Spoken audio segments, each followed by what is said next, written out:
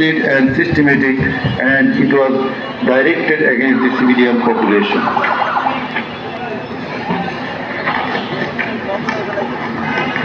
The Honorable Chief Prosecutor concluded his submission with the saying that in the circumstances it has been proved and established beyond reasonable doubt that the accused committed the crimes against humanity by their incitement, order, participation, abatement, and also inaction, whereupon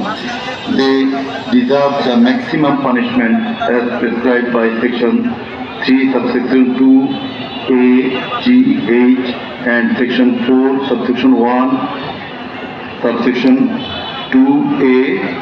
4.2B, 4.2C, and 4.3 of the International Crimes Tribunal Act 1973. He added that the evidences against